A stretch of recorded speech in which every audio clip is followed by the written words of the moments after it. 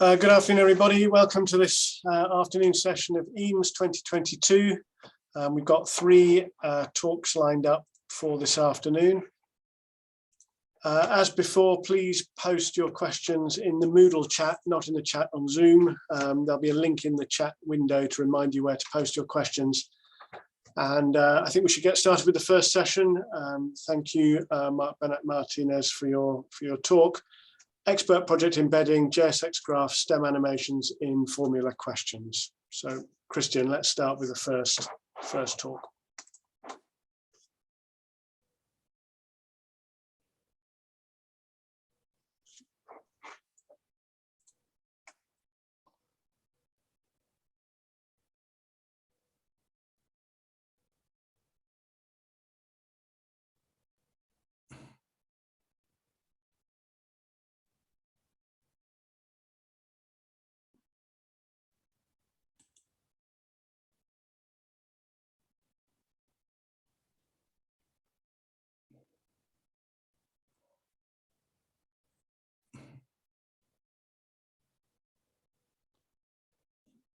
It seems the sound is not working.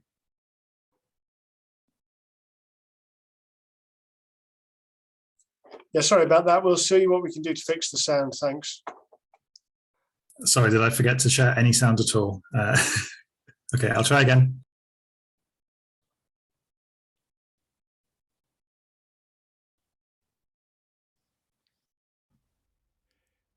In this video, we are going to present the work performed at Expert Project. It is an Erasmus Plus project coordinated by Maribor University.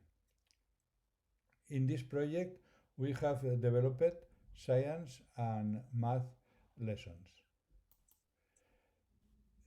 We are using the lesson activity in Moodle in order to organize, to wrap different types of activities and videos and simulations. We are presenting first some lesson about rounding. In the first place, the lesson contains a video.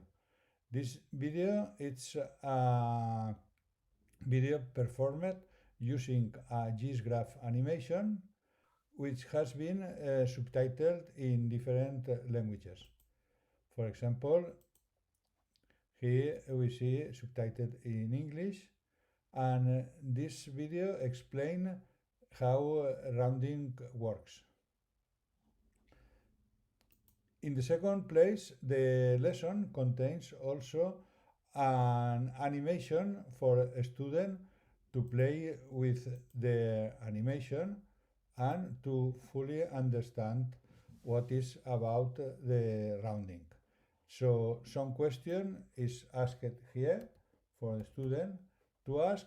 They submit the answer, and the system checks if the student understands this. We have to explain that this type of questions are very limited. For example, there are not random numbers, it's always the same, but it's important because it helps a student to check if it understands what is going on. Here we have two questions in the video, and then we want to know if the student really understand what is about rounding. In order to do this, we need to use a quiz, which is embedded inside the lesson, and in the quiz here the numbers are random and the questions are more complicated. For example, here we have to see all the numbers which round to hundreds, to the hundreds to 14.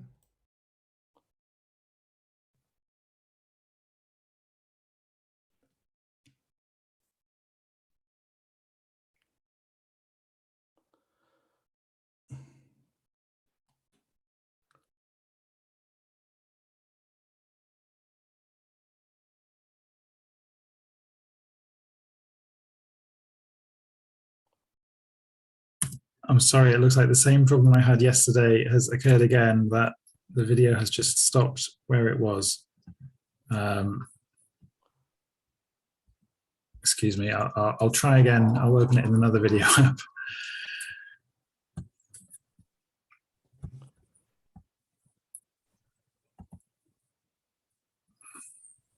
In this video, we are going to present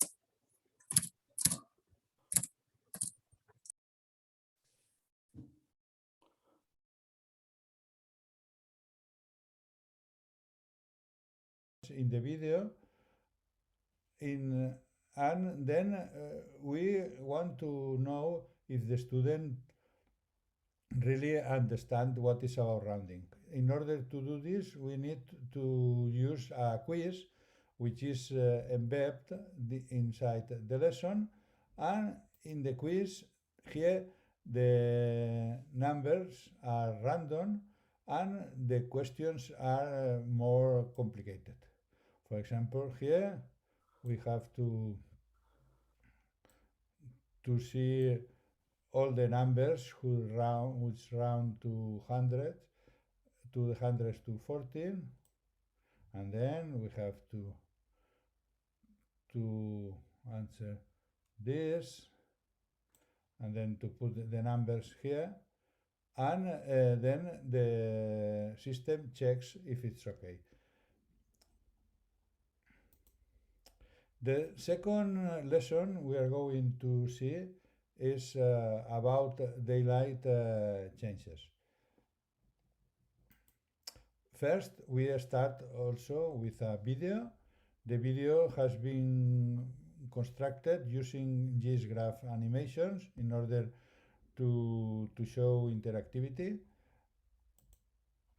And it's also subtitled using the software built by the partner of the project, Polytechnical University of Valencia. So this is equivalent to the teacher explanation of the content, and then we go for the students' interactivity. Here the students can interact with the simulation, and then he can play with this. This is about a question about what happens in a 40 northern latitude, and he asks about see if the sunrise is 5 hours. We have to check 5 hours. Then the sunset time is 19. And then we submit, and the lesson system checks if it is okay. This is another question. Now we are changing the latitude. We are going a 60 degrees northern latitude. We go there.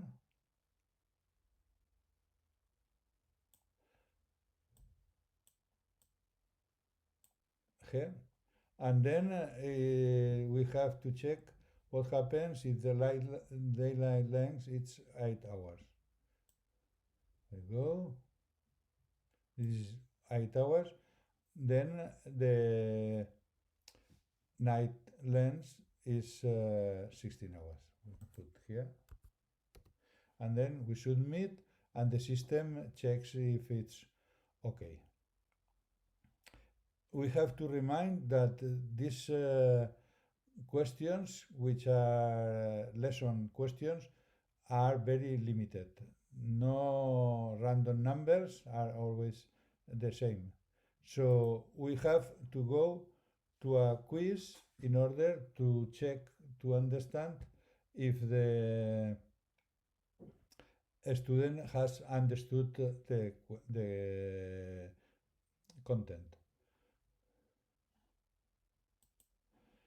This is a formulas question, and then a student has to draw the points.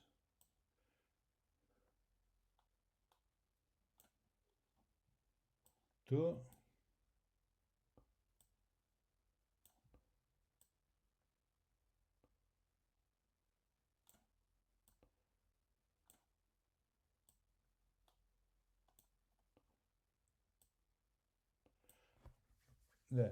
this is now we have to check which hemisphere is this. Is North Hemisphere, and then we check, and it's okay. Now we go for a more complicated question. Now the only data the students know is in June 21st, its day length is 10 hours. So this is 10 hours. Then we know that the equinox is 12 hours, and this equinox is also 10 hours. So what will this has to reason using the symmetry, and this should be the graph. Which hemisphere is this? If we are in June and daylight is less than 12 hours, this should be southern hemisphere. We check. It's okay. Well, this is how we are trying to use lessons, Moodle lessons, to wrap all kinds of questions and make Moodle courses more user-friendly. Thank you.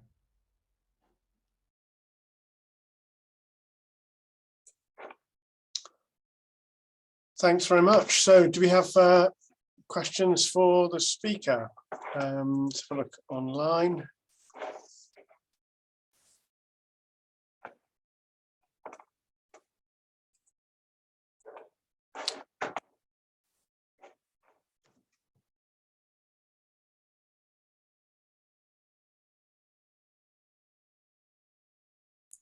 I've just written a question on Moodle, Chris. Oh, I am refreshing periodically, so yeah. Okay, thanks. So Christian's asked us how the source code for these questions available? You're muted, I'm afraid. Thanks. Okay. Yes, the code for the questions are available in the project website. So I will share the project link in the Moodle. Thank you very much. Great. Right, perhaps we should move on with the second talk in this afternoon's program. So the second talk in this afternoon's program is about numeracy skills for training for all with Elevate My Maths. So Christian, can we have the video, please?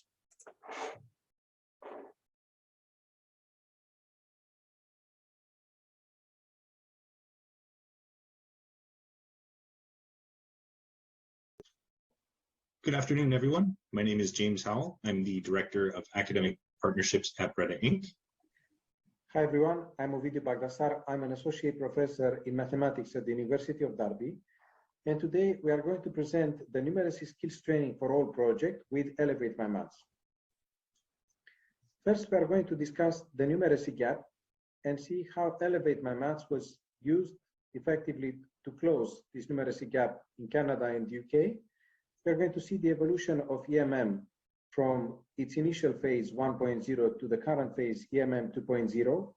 We see how the implementation of this technology was validated in the classroom through a number of case studies, and we are going to see the current expansion beyond academia. This is a follow-up session to our last year's submission, where we presented in more detail the EMM implementation at the University of Derby. Thank you, Ovidiu. So back in 2004, there was a survey across Canada to look at numeracy trends. And what the College Student Achievement Project found was that about a third of students in Canada were at risk of not completing their first semester math course solely due to their mathematics score. This became known as the numeracy gap in Canada, and it became a challenge for us to look at. Now, the numeracy gap represents the present levels of numeracy in society versus the expectation of what numeracy is required to have a successful society. In response, in Ontario, Canada, all 24 colleges, along with the Ministry of Education and the Ministry of Training Colleges and Universities, got together to form a committee called the OCMT. FREDA Inc. was selected as the technology partner with their award-winning solution called Elevate My Maths. FREDA Inc.'s motto is a world where everyone enjoys mathematics. Our platform was designed to diagnose, upgrade, and remedy basic numeracy skills to the level of mastery required. The entire system was built with assessment for learning principles. The system gained international recognition here in Canada, south of the border in the United States, as well as across the pond in the United Kingdom. Thank you, James. Looking at the numeracy trends in the UK, they are not very positive, with 70 million adults, or half of the working age population, having numeracy levels expected from primary school children. This has huge economic impact, estimated at £20 billion a year. And what is even more concerning, the gap between literacy and numeracy is increasing. In our university, we try to support all learners. This includes students and staff to improve their numeracy. This leads in turn to university improving many other KPIs. The first encounter between VRETA and the University of Derby was done through a number of workshops in which we got together with the technology company, but also with teachers from the region, with technology specialists from the university, with students, and also experts in maths anxiety. And we formulated the requirements of how could we adapt this technology for use in our own classrooms. This led to the adoption of EMM 1.0 at the University of Derby in a pilot project in 2018-19. This involved 300 students using an off-the-shelf product, and we could see rapid improvement in terms of engagement, maths performance, and also pass rates in a number of modules. And in addition, excellent student feedback, especially from the students coming back into education after a long break. Collaboration between the University of Derby and VRETA led to the development of a new technology, EMM 2.0, which provides multiple courses which feature modular design, formative looping, also EDI implemented in the remedy lessons. And together we developed 13 numeracy training courses. We developed library guides and also interactive dashboard to support the teachers. Combinations of these courses address the needs of different learners from across the institution. And in a case study focusing on the impact of EMM in computational mathematics, we found that EMM had significant impact in the classroom. And in computational mathematics, the first two courses, D1 and D2, are deployed. And we looked at two module KPIs: the first time pass rate, the percentage of students scoring 40% or above, and the percentage of students achieving good grades, so 60% or above. And if before EMM, the pass rates were about 84–85%, after EMM, these were 89% overall, but for the students who actually completed the two courses, D1 and D2, the pass rates were 96% and 98% over the last 2 years. And this showed that numeracy training provided immunity against course failure. Moreover, in terms of good grades, the percentage went up from about 60% to 70% currently. And for the students who actually completed their training, this percentage is 85. We also developed digital badges for the completion of the courses, which students can share on social media. This led to a number of case studies published on Vreta's blog, also on the E-Assessment Association page, and also disseminated through press releases. The success of EMM in the classroom inspired us to use it beyond academia and within a project sponsored by the European Social Fund. We are supporting SMEs to upskill their workforce, in which we deliver numeracy training and problem-solving courses to SMEs in the region, and also to learning communities in the region like Sadaka or the Derby Opportunity Area. For them, we developed new digital badges. And we can run these sessions online or on-site.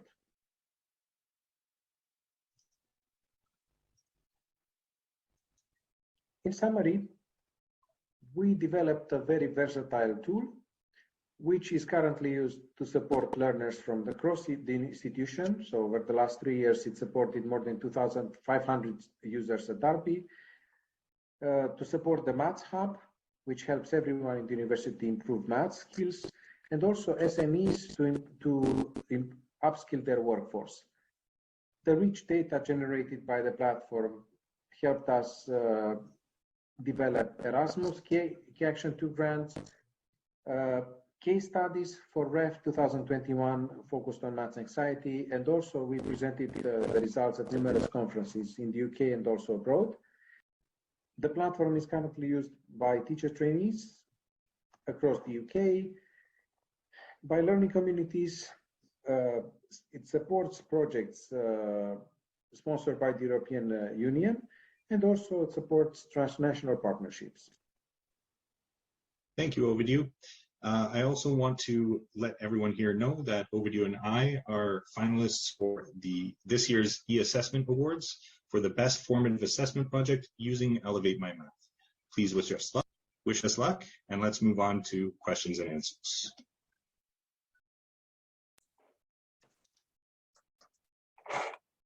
Good. Well, thanks very much. A very interesting presentation. I'm sorry the speakers aren't currently with us and aren't able to take questions. Is that right, Christian? I think they've sent their apologies. So I'd like to thank the speakers. That's a very interesting example of how well-designed courses can lead to better student outcomes, I think.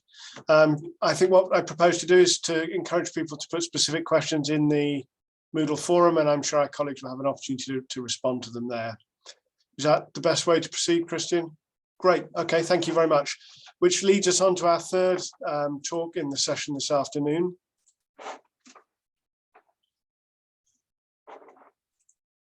So the third talk in the session this afternoon is going to discuss using Python Jupyter notebooks and the NB Grader as a homework system. So Christian, if we can have the third video, please. Hi, my name is Debbie Euster, and I'll be talking about using Python Jupyter Notebooks plus NB Grader as a homework system. And thanks very much to the organizers. This is my third year attending EAMS. I've always enjoyed it, and I'm excited to be presenting. So the background is that this homework system was used in my Applied Linear Algebra course taken by students in the Masters of Science in Data Science program at Ramapo College of New Jersey, which is a small public liberal arts college in the US.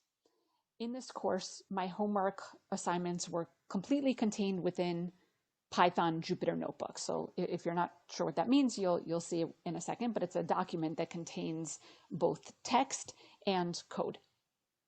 And I included many different types of problems, written problems, including proofs, computational problems, and even coding problems.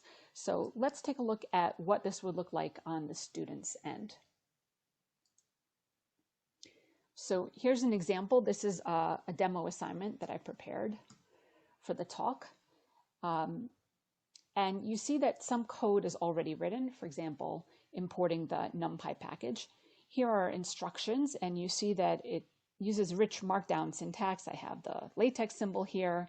I can have code inserted. And I have a written exercise where students need to, some statement about matrices. So students can edit this cell.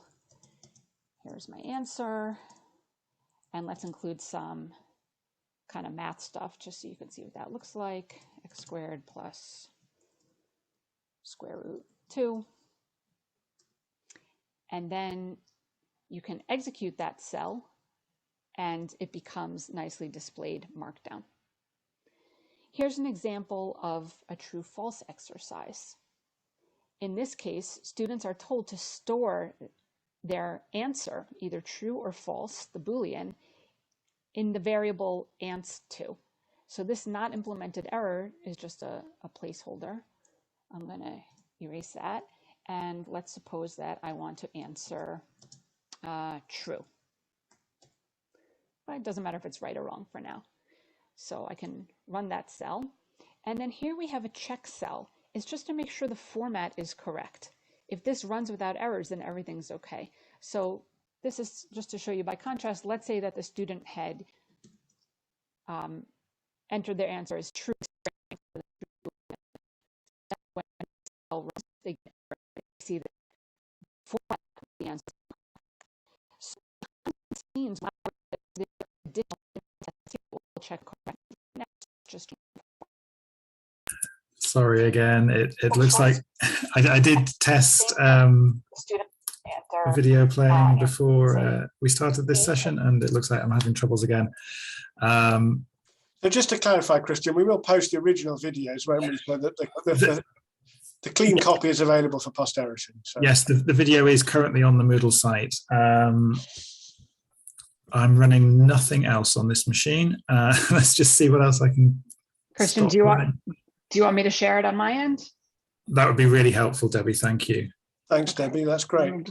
Do you know what the timestamp was where we left off? We just got to 3 minutes exactly. Okay. Let me... Good job. We've got some technical people here, Debbie.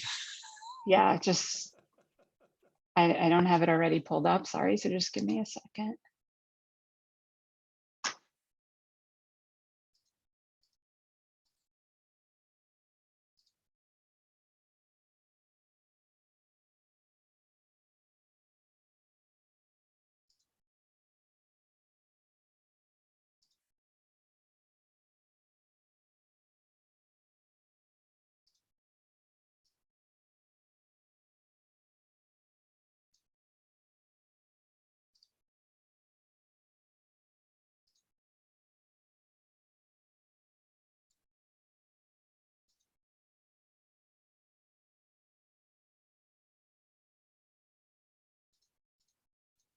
Almost there.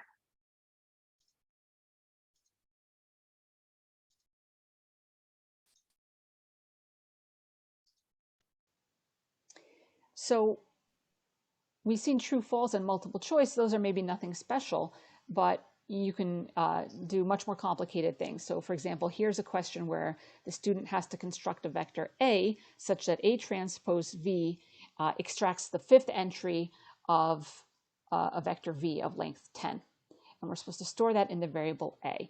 And in our course, we cover NumPy. So students, well, one of the learning goals is for students to learn how to do something like this in Python. So the student can actually enter their vector here as a NumPy array. And there are different ways to set this up, but this one's the easiest to sort of understand. We'll just type it out.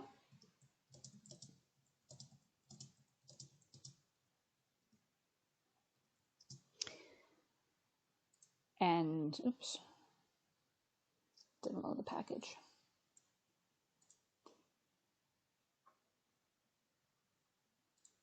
Okay, and then here our public tests are just checking, is the answer an actual NumPy array and does it have length 10?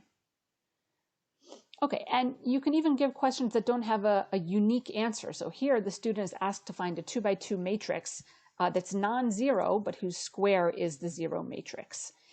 And in this case, I've shown the tests to the students. I'm not looking for a specific answer here.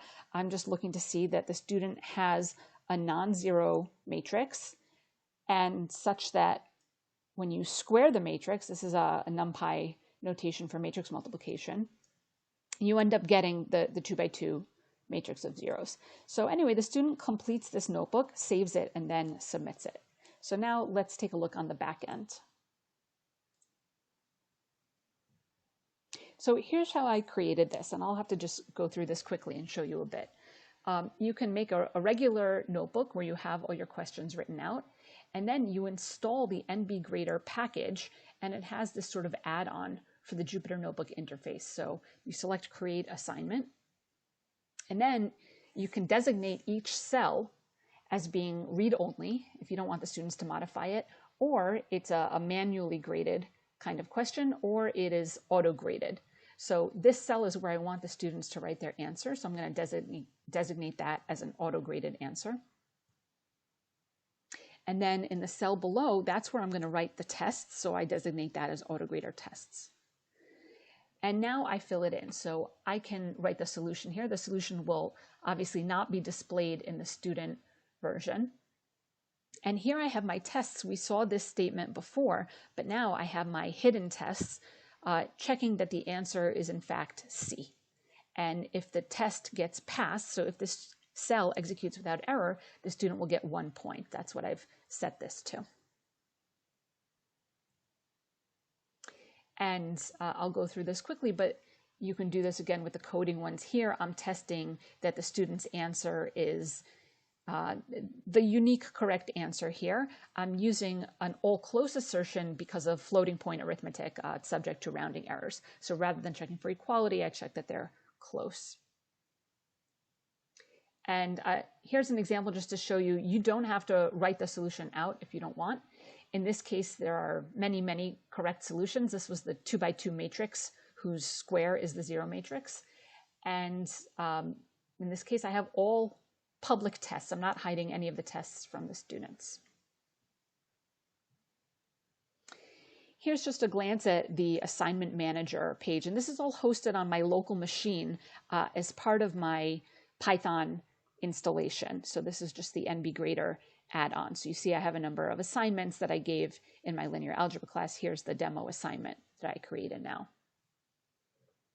And here's what the marking interface looks like. You can always type comments for the students, and you can use LaTeX notation there or any kind of markdown. And here, this is an auto-graded exercise. So by default, the student got it correct, 0.5 out of 0.5, but I can override that grade or even give extra credit. Here's a manually graded exercise. So this is my student's answer. The student added the blue color just to make it a little easier for them to read. And I've given them full credit, and I could type any comments here. When the student receives the assignment back, they get an HTML document that I upload to the VLE or LMS. And here's the summary of their scores and any comments that I've left. And they can go through and see all their scores and comments.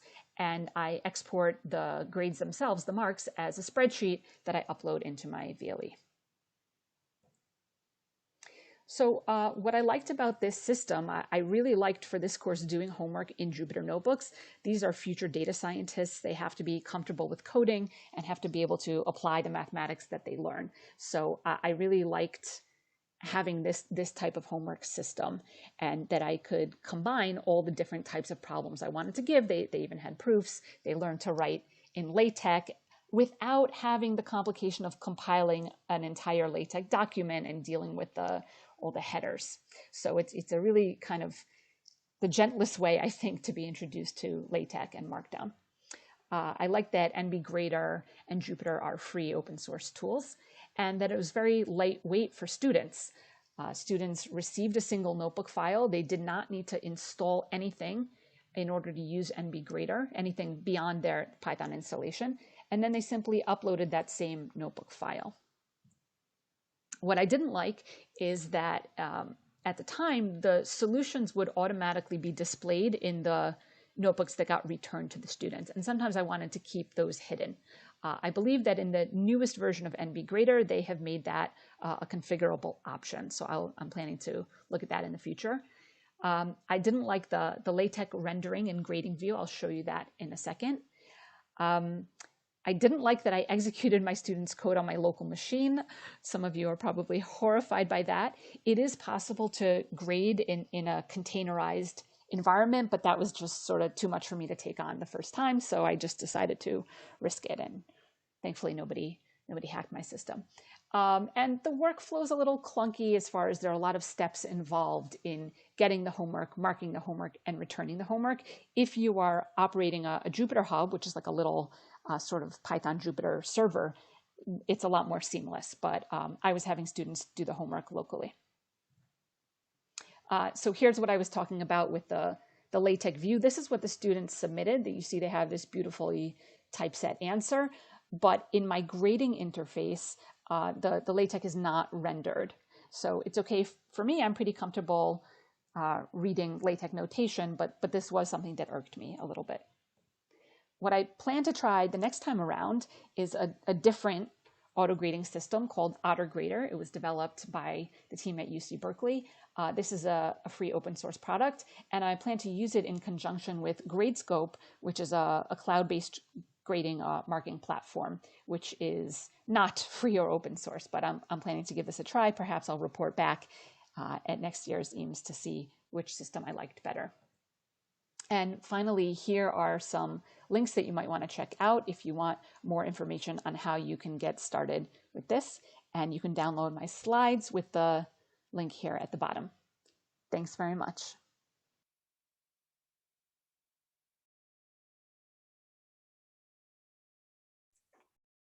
Thank you. Very interesting. So again, questions?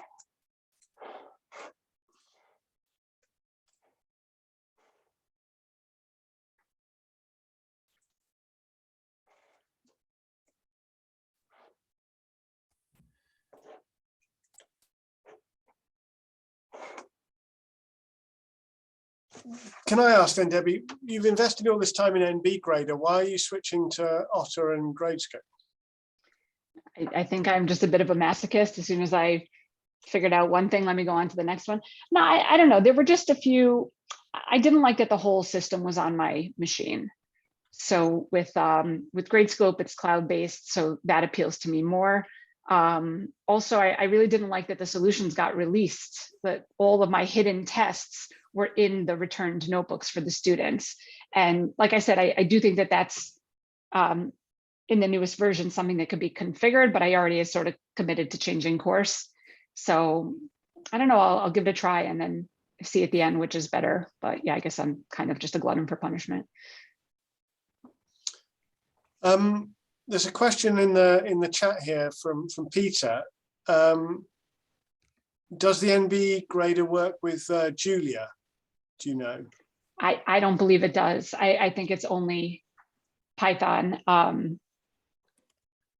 Yeah, I know with Julia, they have not just Jupyter Notebook, but they have some other planet. Maybe it's Saturn Notebook, or they came up with something. But I have not yet seen an auto grading system specific to Julia. I would imagine that it won't be too many years before they have one, but.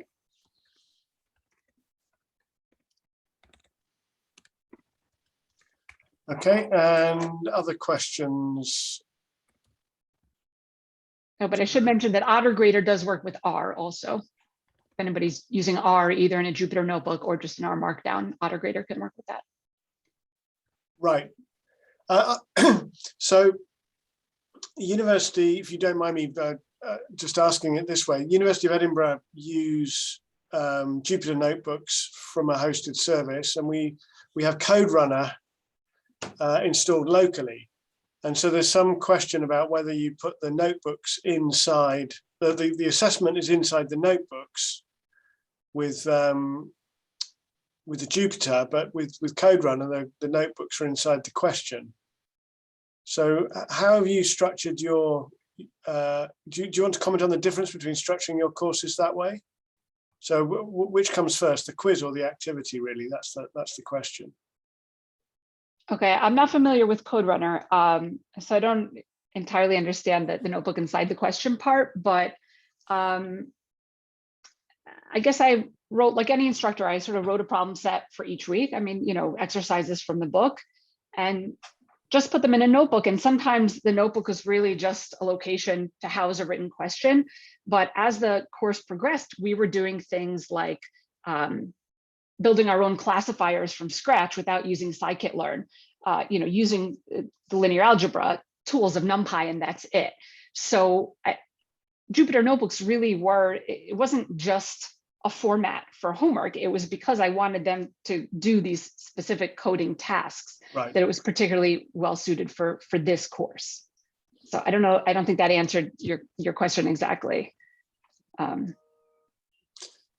Yeah, thanks, Debbie. That's interesting, though, that it is about the programming in Python with those libraries. So that does dictate a lot, doesn't it? Yeah, I wanted them to make use of NumPy, but nothing else.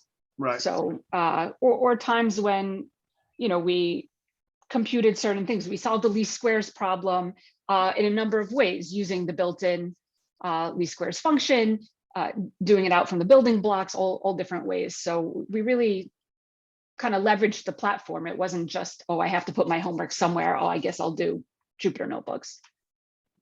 Yeah, great. Thank you. Zach, you have a question. Hi, Debbie. I was just wondering how this kind of assessment was received by the students. Either, if you kind of asked them formally or anecdotally, you had any feedback from them? I think it worked well. A lot of the problems were challenging from them. They weren't necessarily used to doing proofs. That's less about the platform than about the content. The platform worked pretty smoothly.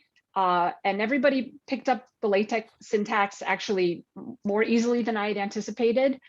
The textbook that I used has a great Python companion that, if you have a certain chapter, they're introducing matrices. So in the Python companion, they talk about how to create a matrix in NumPy and how to do all the matrix operations. So they didn't have to go spend a lot of time Googling or sifting through Stack Overflow for how to do what they needed.